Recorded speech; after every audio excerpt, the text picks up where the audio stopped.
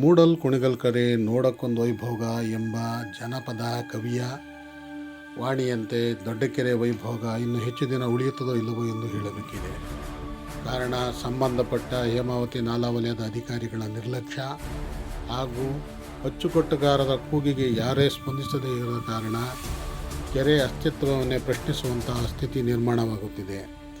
ಕಳೆದ ಕೆಲವಾರು ತಿಂಗಳ ಹಿಂದೆ ಕೆರೆ ಏರಿಯ ಒಂದು ಹಂತದ ಏರಿ ಕುಸಿದಿದ್ದು ಅಚ್ಚುಕಟ್ಟುದಾರರು ಮಣ್ಣನ್ನು ತಂದು ಸುರಿದು ಅದನ್ನು ಮಟ್ಟ ಮಾಡಲು ಆಗುತ್ತಿಲ್ಲ. ಅಧಿಕಾರಿಗಳಿಗೆ ಕೇಳಿದರೆ ಅನುದಾನದ ಕೊರತೆ ಎನ್ನುತ್ತಾರೆ. ಇದೀಗ ಪಟ್ಟಣದ ಶಾಶ್ವತ ಕುಡಿಯುವ ನೀರು ಯೋಜನೆಗೆ ಕೆರೆಯ ತುಂಬ ನೀರಿದ್ದರೂ ಸಹ 5 ಅಡಿ ಆಳದಲ್ಲಿ ಸುಮಾರು 10 ಇಂಚ್ ಗಾತ್ರದ ಬೃಹತ್ ಪೈಪನ್ನು ಅಳವಡಿಸಲು ಸಿದ್ಧತೆ ನಡೆಸಿದ್ದಾರೆ. ಕೆರೆ ಸಂರಕ್ಷಣೆ ಕಾಯ್ದೆ, ಪರಿಸರ ಸಂರಕ್ಷಣೆ ಕಾಯ್ದೆ, ವಿಪತ್ತು ನಿರ್ವಹಣಾ ಕಾಯ್ದೆ ಇವ್ಯಾವೂ ಸಹ ಸಂಬಂಧಪಟ್ಟ ಗುತ್ತಿಗೆದಾರರ ಗಮನಕ್ಕೆ ಬಂದಿಲ್ಲ. ನಾಲಾ ವಲಯದ ಅಧಿಕಾರಿಗಳು ಸ್ಥಳಕ್ಕೆ ಭೇಟಿ ನೀಡಿ ಪರಿಶೀಲನೆ ಮಾಡಿಲ್ಲ.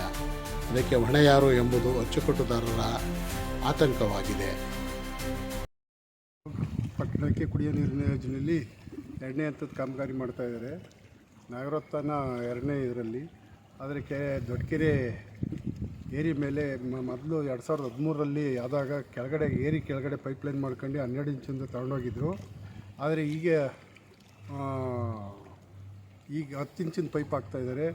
ಮೇಲ್ಗಡೆ ಯಾವುದೇ ರಜಾದಿನದಲ್ಲಿ ಯಾವುದೇ ಇಲ್ಲ, ನಾಮಿನೇಚರು ಹಾಕಿಲ್ಲ, ಕೆಲಸದ ಬಗ್ಗೆ ಎಸ್ಟಿಮೇಟು ಇಲ್ಲ, ಪ್ಲ್ಯಾನು ಇಲ್ಲ. ಇವ್ರ ಹತ್ರ ಹೇಮಾವತಿ ಅವ್ರ ಹತ್ರ ಪರ್ಮಿಷನ್ನು ಇಲ್ಲ. ಎಲ್ಲ ಪೈಪ್ಲೈನ್ನ ಹಾಕ್ಕೊಂಡು ಇದು ಮಾಡ್ತಾಯಿದ್ದಾರೆ.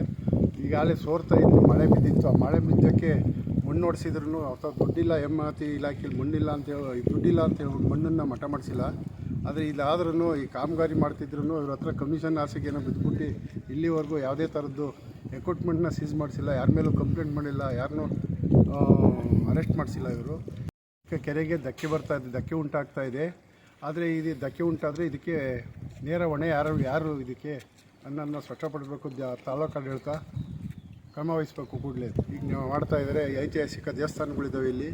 ಆದರೆ ಯಾವುದೇ ಕ್ರಮ ವಹಿಸೋ ಬಗ್ಗೆ ಯಾವುದೇ ಇಲಾಖೆ ಆಗಲಿ ಯಾವುದೇ ಪ್ರಾಧಿಕಾರ ಆಗಲಿ ಕ್ರಮ ತಗೋತಾ ಇಲ್ಲ. ಈಗ ಎಲ್ಲ ಪ್ರಾಧಿಕಾರಿಗಳು ಇದ್ರ ಮೇಲೆ ಕ್ರಮ ತಗೋಬೇಕು, ಇಲಾಖೆಗಳು ಕ್ರಮ ವಹಿಸಬೇಕು ಅಂತ ಹೇಳ್ಬಿಟ್ಟು ಈ ಥರ ಮನವಿ ಮಾಡ್ಕೊತೀನಿ.